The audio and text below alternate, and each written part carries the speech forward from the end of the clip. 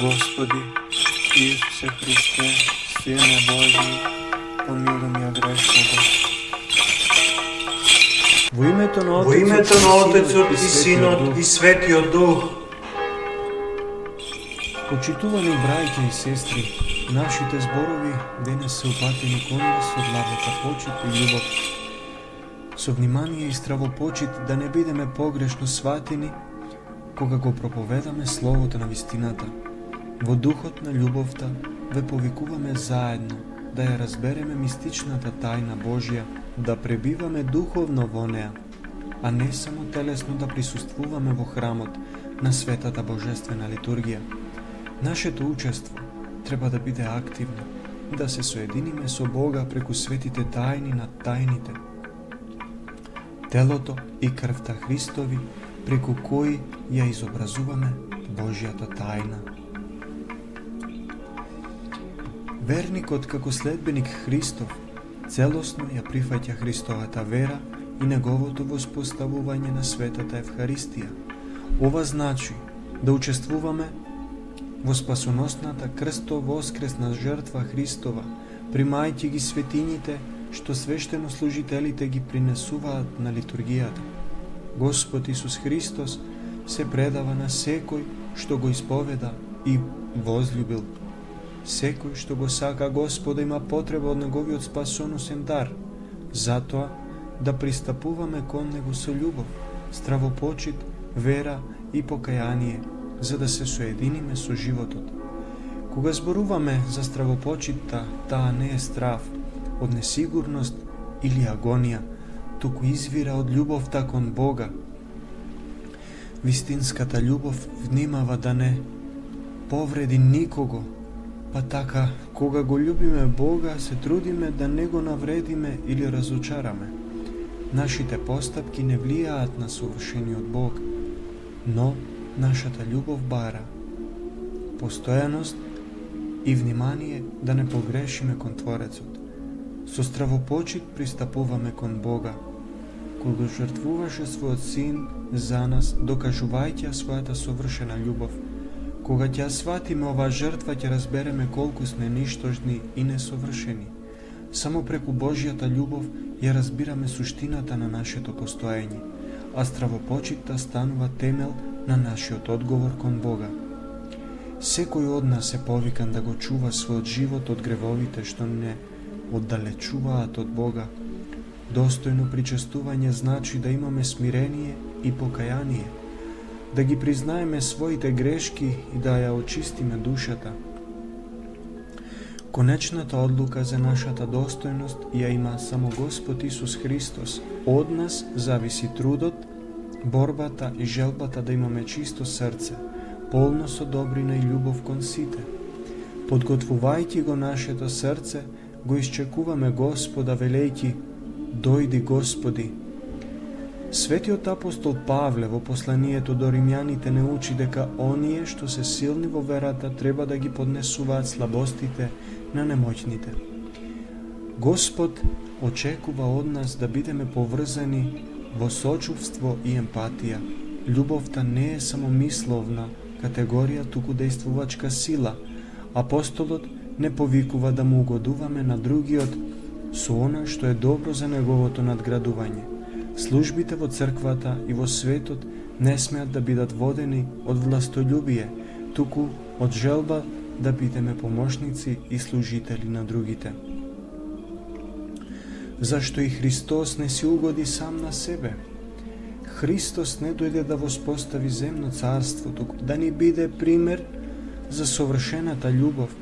Тој ни ја посведочи вечната љубов на Светата Троица, сила што ги поврзува трите личности во единиот Бог.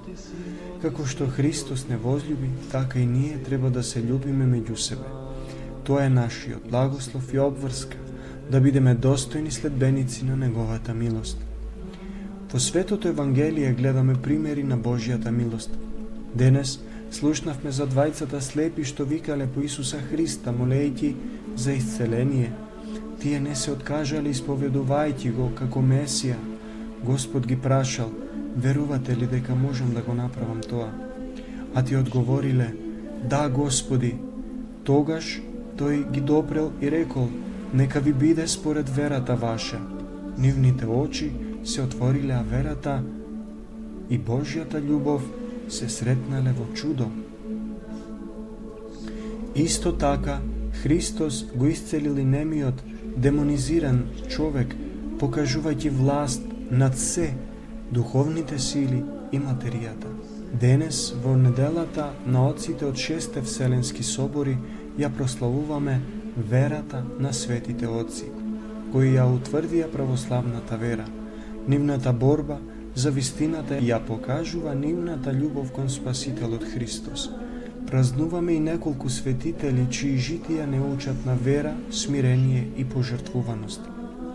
Светиот апостол Акила, еден од 70 апостоли, бил евреин од Понт кој живеел во Италија со својата сопруга Прискила.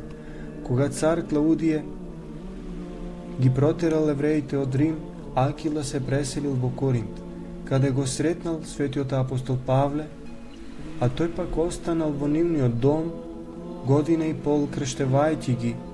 Акила, запален од ревност за Христовата вера, станал ученик на Павле, кој го поставил за епископ. Со својата проповед Акила просветлил многу души, покажувајќи ни како верата може да преобрази живот. Преподобен Стефан Махришски, руски монах од 14 век, бил познат по своето подвижништво и основањето на манастирот Махришски. Неговото смирение и духовна сила привлекувале луѓе кои барале совет и утеха. Стефан бил пример за монашка послушност, учејќи не дека преку молитвата и постот можеме да се приближиме кон Бога. Преподобниот Никодим Агиорит, светогорец од 18 век, е еден од најзначајните православни богослови, роден во Наскос, Грција. Тој се замонашил на Светагора, каде ја уредил Филиокалијата, збирка на аскетски списи што ја обновиле православната духовност. Неговите дела не повикуваат на молитва и покаяние, покажувајќи ни пат кон духовно усовршување. Светиот Јуст, маченик од првиот век, пострадал за верата во Христа. Неговото мачеништво е пример за непоколеблива храброст пред прогонствата. Преподобен Елиј, египетски пустиножител од 4 век, живеел во строго подвижништво, следејќи ги стапките на светиот Антони Велики. Неговиот живот на молитва и борба против искушенијата не учат на едноставност и преданост на Бога. Преподобен Онисим бил подвижник од Магнезија, познат по своите чуда. Неговата духовна сила привлекувала многу луѓе кои преку него ја запознавале Христовата вера. Онисим ни покажува дека Божјата благодат действува преку оние што го љубат. Светиот Маркелин, свештеник во Холандија, го ширел Евангелието со својата пастирска служба. Неговата посветеност не мотивира да бидеме верни во служењето на црквата. Светиот Јосиф, архиепископ на Солун, живеел во време на предизвици за црквата, но со својата мудрост и грижа ја зајакнал православната заедница во Солун. Неговиот живот е сведоштво за силата на епископската служба. Овие светители заедно со отците од 6 Вселенски собори не учат на вера, смирение, пожртвуваност, како што светиот Акила проповедал со ревност, светиот Стефан и светиот Никодим не повикуваат на молитва, а светиот Јуст, Ели и Онисим не учат на храброст и едноставност. Светите Маркелин и Јосиф пак ни покажуваат како да служиме на црквата со љубов. Отците на соборите пак со своите богословски трудови ја утврдиле верата, бранејќи ја од ереси. Да го следиме нивниот пример, подготвувајќи ги нашите срца за Господа, како што вели светиот апостол Павле: сметајте се мртви за гревот, а живи за Бога во Христос Исус. Преку покаяние и благодат Божја од грешници